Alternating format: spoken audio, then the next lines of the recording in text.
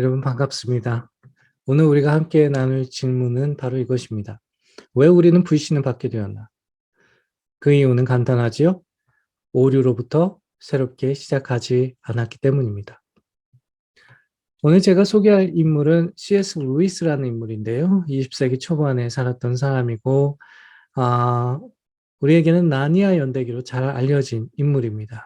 영국 작가이자 평신도 신학자이고 그리고 옥스퍼드 대학과 캠브리지 대학에서 무려 40년 동안 영문학 교수로 재직했던 인물입니다. C.S. 루이스는 회심을 30대에 경험하게 되는데 이 이후에 대부분 변증론과 관련된 책을 씁니다. 변증론이라는 것은 그리스도의 복음을 대중에게 어떻게 하면 설득할 수 있을까, 또 알릴 수 있을까라는 고민하에 쓰여진 책이라고 말할 수 있습니다. 대부분의 책들이 다 번역이 되어 있으니까 여러분들께서 한 번쯤 읽어보셨으면 좋겠습니다. 루이스는 당시 영국 사람들이 그러했듯이 태어나면서부터 크리스천 가정에서 태어나게 됩니다. 그가 9살 때 어머니가 암으로 죽음을 맞이하게 되는데요. 이후에 기숙사 학교로 옮겨지게 되고 이후부터 혼자 성경을 읽거나 기도하면서 기독교 신앙에 관심을 갖게 되었다고 이야기합니다. 그의 증언에 따르면 이 당시에 기독교 신앙을 통해서 그는 마음의 위안을 많이 받았고 또한 외로움을 이길 수 있었다고 합니다. 그러나 청소년기가 되면서 기독교 신앙과 거리가 좀 멀어지게 됩니다. 어느 시대에나 유행하는 사상이나 또 문학이나 혹은 문화적인 흐름이 있잖아요. 이 당시에 영국 사회는 독일 신화가 굉장히 인기였다고 합니다. 독일 신화는 신화론에 빠지면 사실은 종교적인 일반론에 빠지기 쉽습니다. 신화론이라는 것 자체가 인간의 욕망, 비극, 또 심지어는 초월성을 신의 언어로 재미있게 풀어내거나 또 상징적으로 풀어내는 것을 말하거든요. 그러니까 모든 종교는 인간에 관한 것이고 또한 종교라는 것은 인간의 작품에 불과하다라는 것이 신화에 빠지게 되면 일어나는 현상일 수밖에 없습니다. 그렇게 되면서 기독교와 좀 거리가 멀어지게 되는데요. 몇 년 후에 기숙사 학교를 떠나서 다시 집으로 돌아오게 되는데 개인 교사인 윌리엄 컬크 패트릭이라는 사람이 있는데요. 윌리엄 컬크 패트릭은 철저한 무신론자였습니다. 그리고 그에게 간접적 혹은 직접적으로 종교란 나약한 거짓말장이들이 만든 어떤 거짓말, 나약한 사람들이 만든 또한 나약한 사람들이 자기를 합리화시키기 위해서 만든 어떤 수단에 불과하다라는 어떤 사상을 계속해서 C.S. 루이스에게 심어주게 되죠. 그러면서 기독교 신앙과는 완전히 단절된 삶을 살아가게 됩니다. 그러나 그가 30대 초반에 이르렀을 때 어떤 회심의 경험을 하게 됩니다. 이때 벌써 루이스는 사회에 정착한 상태였고 사회의 주류가 된 상태였습니다. 옥스퍼드 대학의 교수면 괜찮지 않습니까? 1929년에 그리고 1929년 초여름에 그가 2층 버스, 여러분 관광지에 가면 밑에는 일반 버스와 같고 2층은 그 오픈되어 있는 버스가 있잖아요. 2층 버스를 타고 가는데 갑자기 하나님을 믿는 것 외에는 다른 도리가 없다라는 것을 깨닫기 시작합니다. 그리고 얼마 안 있어 자신의 대학 사무실에서 무릎을 꿇고 회심의 기도를 하게 됩니다. 여기가 바로 C.S. 루이스가 크리스찬으로서의 여정을 시작하게 된 계기라고 말할 수 있습니다. 물론 그의 회심 과정은 2층 버스 해프닝보다는 훨씬 더 복잡하거나 은혜로운 것이었습니다. 살면서 가졌던 수많은 의심들, 질문들, 내적인 갈등들, 치열한 논쟁들, 특별히 그의 친구였던 J.R. 톨킨. 여러분 J.R. 톨킨 하면은 모르시겠지만 반지의 제왕 하면은 아시죠? 그 책을 쓴 사람이 바로 J.R. 톨킨입니다. 옥스퍼드 교수였는데요. C.S. 루이스의 절친입니다. 둘이 하나님에 대해서, 신에 대해서, 또 복음에 대해서 많은 논쟁을 평상시에 가졌습니다. C.S. 루이스는 나중에 그의 형제에게 보낸 편지에 보면 이렇게 말하고 있습니다. 자신이 그리스도인이 되기로 한 것은 그거 외에는 자신을 위해 할 수 있는 일이 더 나은 일, 자신을 위해 할 수 있는 더 나은 일이 없다라는 것을 깨달았기 때문이다. 방금 전에도 언급한 바와 같이 그는 회심은 수많은 저술들을 남겼습니다. 그 중에 하나가 바로 위대한 이혼 혹은 결별, The Great Divorce라는 책인데요. 거기에 보면 이와 같이 기록되어 있습니다. 그리고 그것은 우리에게 왜 우리가 불신을 받게 되었는지를 가르쳐주고 있습니다. 합계는 언제나 제대로 맞춰질 수 있다. 단순히 계속 진행해 감으로써가 아니라 당신이 오류를 발견하고 그것으로부터 다시 시작함으로써 말이다.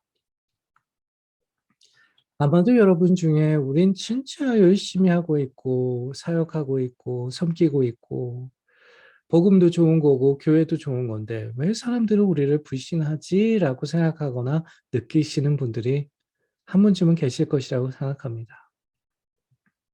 물론 다시 말하지만 어떤 사람이 어둠을 너무 좋아하거나 살면서 상처를 너무 많이 받았거나 혹은 무지에 빠져 있거나 몰라서 그럴 수도 있잖아요. 죄적인 욕망이나 세상의 성취만을 바라는 사람이라면 우리가 아무리 열심히 하고 복음이 아무리 좋은 것이라 하더라도 조롱과 비판을 받을 수밖에 없습니다. 왜냐하면 그건 다 쓸데없는 일이거든요. 그럼에도 불구하고 그것이 그들이 우리를 꼭 반드시 불신해야만 된다는 이유는 될 수 없습니다. 여러분 한번 생각해 보십시오. 다른 정당에 있다 하더라도 정치 철학이 다르고 그것을 추구하거나 또 나아갈 방향이 다르고 또한 그것을 만들어가고자 하는 길이 다르다 하더라도 서로를 신뢰할 수는 있어요. 따라서 불신을 단지 상대의 문제로만 취급하는 것은 성숙하지 못한 자세라고 생각합니다. C.S. 루이스의 말을 한번 다시 들어봅시다. 합계는 언제나 제대로 맞춰질 수 있다. 단순히 계속 진행해 감으로써가 아니라 당신이 오류를 발견하고 그것으로부터 다시 시작함으로써 말이다. 사실 이 말은 단순히 자기 성장이나 개발을 위한 어떤 격려 이상의 것을 시사하고 있습니다. 이 말은 어디서부터 교회와 신앙인들이 불신을 받게 되었는지를 지적해 주고 있기 때문에 그렇습니다. 왜 그렇습니까? 바로 오류를 발견하지도 오류를 개선해서 제대로 다시 시작하려고 하지 않기 때문입니다. 그리고 마치 너희들도 우리들도 다 죄인이고 오류투성인데 우리가 얼마나 열심히 하는데 너희가 개맛을 알아? 라고 반응하기 때문입니다. 그리고 어떤 이들이 교회를 비판하거나 신앙인들의 잘못된 것에 대해서 이야기하면 마치 이를 하나님을 대적하는 양, 또 하나님을 대적하는 것으로 간주하기 때문입니다. 그냥 잘못된 것을 받아들이고 속이거나 포장하거나 합리화하지 말고 거기에서부터 다시 시작하면 되는데 그러지 못하기 때문에 사람들은 더 이상 교회나 신앙인들을 신뢰하지 못하게 된 것입니다. 여러분 동의하십니까? 결국 이러한 모습은 복음에 대한 불신, 더 나아가 은혜에 대한 불신을 가져옵니다.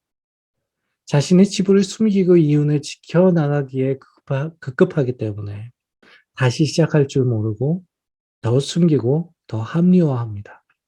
그러는 사이에 복음은 구복의 수단이 되고 은혜는 값싼 어떤 것이 되어버렸습니다. 아마도 여러분들 중에 사랑과 용서야말로 기독교 신앙의 본질인 만큼 어떤 사람이 잘못을 했건 오류가 있건 다 덮어주고 없던 일로 처리해야 되는 것이 맞지 않느냐라고 말씀하실 수 있습니다. 반은 맞고 반은 틀린 이야기입니다. 기독교 신앙의 본질이 사랑과 용서라고 해서 어떤 반성이나 회심이 필요 없다는 뜻은 아닙니다. 만약에 그렇게 여긴다면 이는 그리스도가 주신 사랑과 용서를 그저 이용하고 혹은 없는 것으로 취급하는 바와 다르지 않습니다. 우리가 진실로 그리스도의 사랑과 용서를 받았다라고 느낀다면 우리는 오히려 더 옳고 아름답고 합당한 것을 선택할 수 있어야만 합니다.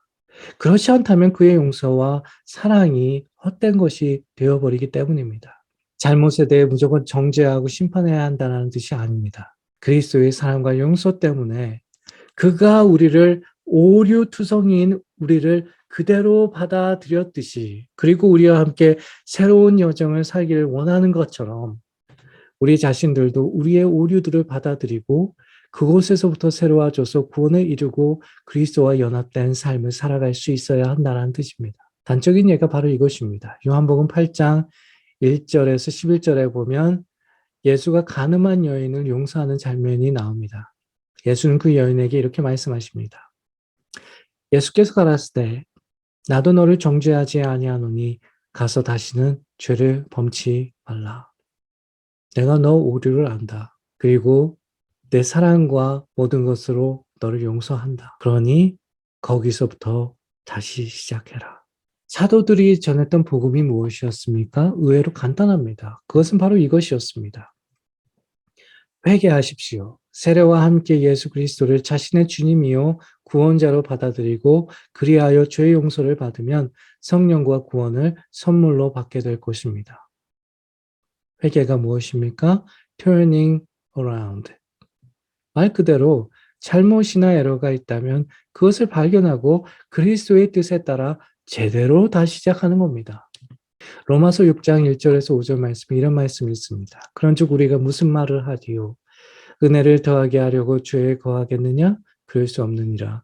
죄에 대하여 죽은 우리가 어찌 그 가운데 더 살리요? 우리 그리스도 예수와 합하여 세례를 받은 우리는 그의 죽으심과 합하여 세례를 받은 줄을 알지 못하느냐? 그러므로 우리가 그의 죽으심과 합하여 세례를 받음으로 그와 함께 장사되었나니 이는 아버지의 영광으로 말미암아 그리스도를 죽은 자 가운데서 살리심과 같이 우리로 또한 새 생명 가운데서 행하게 하려 함이라. 만일 우리가 그의 죽으심과 같은 모양으로 연합한 자가 되었으면 무슨 뜻입니까? 우리의 오류를 인정하고 받아들이는 겁니다. 승복하는 겁니다. 또한 그의 부활과 같은 모양으로 무슨 뜻입니까? 그리스도와 함께 다시 시작하는 것입니다. 그의 부활과 같은 모양으로 연합한 자가 되리라. 그러면서 우리는 그리스도와 함께 여정을 살아가게 됩니다. 왜 우리는 불신을 받게 되었습니까? 우리가 완벽하지 못해서요? 매력이 없어서요? 건물이나 프로그램이 시원치 않아서요? 저처럼 언변이 좋지 않기 때문에 그렇습니까? 아닙니다. 오류로부터 새롭게 시작하지 않기 때문입니다. 사람들은 의외로 서로를 용납하고 함께 살아가는 데 익숙합니다. 왜냐하면 그들 모두 인간이라는 것이 오류투성이임을 잘 알고 있기 때문입니다. 그래서 그러한 오류들 가운데 그것을 감내하며 서로 감내하며 그렇게 묵묵하게 살아가는 겁니다. 그리스도인이라고 뭐가 다를까요? 우리도 오류투성입니다. 단지 믿는 자와의 차이가 있다면 이를 그저 받아들이고 묵묵히 살아가는 대신 우리 그리스도인들은 그리스도 안에서 다시 시작합니다. 그리고 새로운 피조물로 거듭나게 되는 것입니다.